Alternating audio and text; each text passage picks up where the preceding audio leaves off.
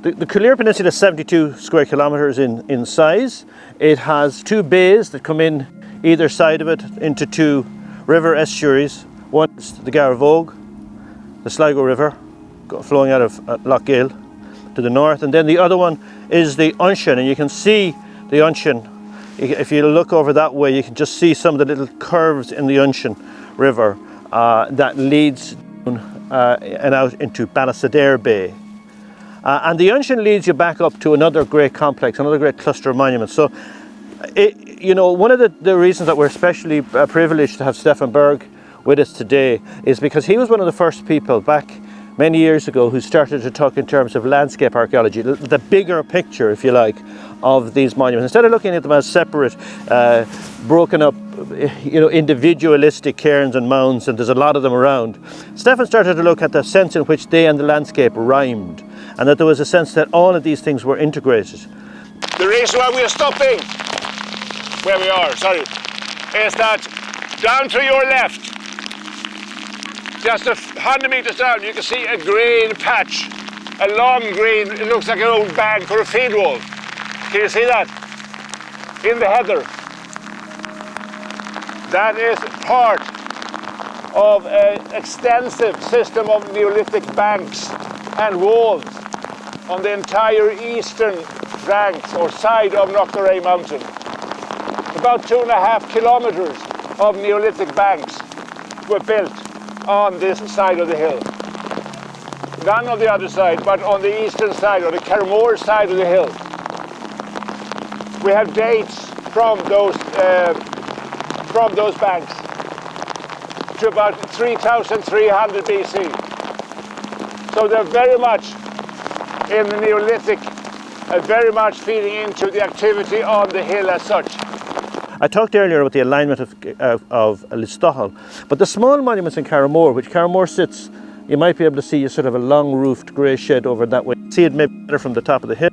But that's Carramore, that's the cluster of monuments there. They have a central monument, that's Listahal that I mentioned, and around Listahal are 30 or smaller monuments, many of which point in to that centre. They cover an area of about 1 kilometre squared.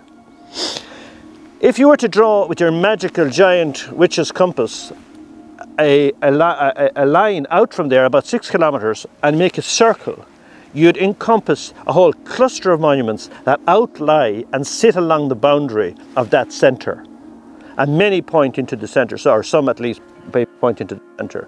And so therefore, you have Carramore, you have Knocknarea over there. Along in the Ox Mountains, you have Dumore. I think you can just about be able to see Dumore. You have over there, you have Muckelty on the left, those two mounds there, and Knocknashee. And coming around here further, we have Cailleach. And the Cailleach cluster, again, is a small, tightly knit bunch of monuments. The dating is something that we owe to Stefan as well, and Robert Hensey with Carramore, where they did a project on the bone pins that frames Carramore being dated roughly something about 3,700 to about 3,000 BC, something like that. I don't know if you'd agree with that, lads. But that's the basic picture. The dating we've done from Cailleach shows everything shifted to the right about 200 years. Two things about the banks that I'd like to tell you. That is the fact that along those banks, when we excavated it, we found concave scrapers in chert, small in the black flint chert, thousands of them. They normally are found in different habitation sites in Ireland and also some in the tombs. But this mountain is completely littered with them. And they have been made and used along those banks up here on this kind of level of the mountain. So you have a lot of more activity than just the cairn or just the tombs. The mountain was literally full of activity in the Neolithic. And what we see when it comes to the large cairn and the smaller tombs is just one aspect of that activity. We can't put a finger on what actually happened along these banks. They were not settlements as such, but some kind of activity. They're not defensive, because you have a number of openings and entrances. So they look more like kind of short sausages with a number of entrances. So some kind of ritual space, probably moving up to the summit of the hill. And they talk about, in Irish they talk about scríomh na Cailleach. the writing of the Cailleach. And the Cailleach has autographed this mountain. It's scratched. You can see the grooves and the striations as the ice came. But the central cluster at Cailleach has a roughly about, I think, something like 20, I can't remember, I think it's about 16 monuments in the immediate cluster.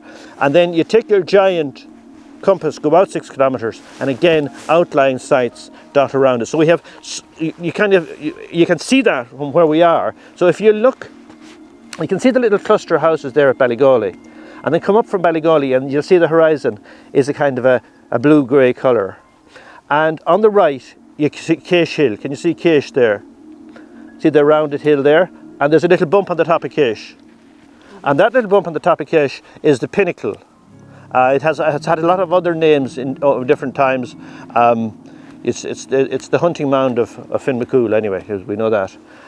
Come to the left of that, there's a couple of lower little dips and hills. And as you go further left, there's a long stretch raised and a V-shaped valley or a U-shaped valley. Can you see that little U-shaped valley to the left? That is the site of the Cailleach monuments. If you had super good eyesight, or if you have got some visual aids, you'll see the 2 little bumps on the left hand side, cairn F, and cairn B on the right hand side. So in there, you're into that amazing valley, into that remarkable landscape, and that's where you have that over an area of 2 kilometres squared, that nest, that cluster, that centre, that focal point of Cailleach. So it probably had a very active role in the use of the tomb or the sites on the summit, but extremely discreet. And the only way, if you start to walk them, and I could talk for hours, but I won't, you can follow them all along for a couple of kilometres. So they're very, very complex. And the date is really spot on, 3300 BC. We have 9 dates from different locations on different materials. They all point to 3350 BC, which is extraordinary. Lucky for us as archaeologists, because we have a very tight time frame when these were used. And those 2 centres, the centre at Cailleach, surrounded by other monuments, and the centre on the Cailleach Peninsula, centred on Caramore, and this being the eastern boundary of it, are joined together by the Unshin River. So if you go onto our Neolithic landscapes website, you'll see the little logo. It's got the 2 circles and the weaving river in between the 2.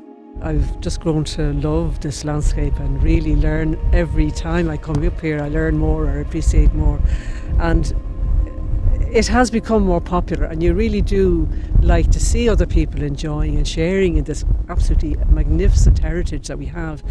But unfortunately some people take what I think is a 21st century greed with them, and an egotism, and instead of seeing this as a wonderful gift that we've been given by our forebears, and that it's our responsibility to hand it on to our children, our grandchildren's grandchildren, they come and they take something away for themselves, and it's like a me rather than it's my duty, it's my responsibility to take care of it. Pieces of quartz.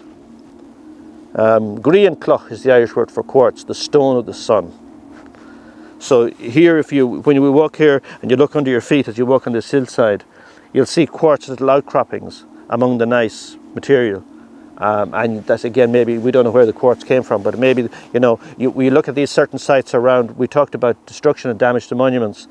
One of the sources of quartz being placed at the foot of monuments has become an object of interest for people who want to come to the monuments and pull, great holes in the sides of the hill, taking the quartz away. For some reason, wanting it. In one case, there was an unfortunate case where some people were selling the quartz online from ancient Sligo monuments. I mean that's been addressed, but this is the kind of issues. Other times, maybe it's fairly innocent. People say, "Oh, look at that lovely white shiny stone," and the thing is just to spread the word. And the educational point is that please do not take anything away from these monuments. So we have been aware since April of 2019, and possibly before, that some person or persons have been coming up and deliberately digging up white quartz stones from around the base of the cairn, particularly on this side, or so far they've been taken that we can see from this side. We first noticed it around about April 2019, and there's a stone taken out of the ground over there, and a few weeks later you can see them gradually prizing away the ground, the soil from around the stone, and kind of loosening it, and then you come and it's gone. Whoever is doing it, and we suspect it's one person, stopped doing it over the winter when the weather's bad. Didn't do it when the lockdown, the COVID-19 lockdown was on that we could see, but has started again recently. We did come along earlier on this year, and there was a stone just sitting in its hole in the ground, loosened, turned upside down so that it was muddy, so nobody would have known it was quartz, and it was just ready to be plucked. It's so greedy and so short-sighted and so unnecessary. I mean, what are you going to get from it? You're not going to make a fortune. Yeah. It's just, it's a sense that the person is more important and their short-term gratification than this fantastic thing that's 5,000 years old now. Yeah. And it could be another 5,000 years if we look after it.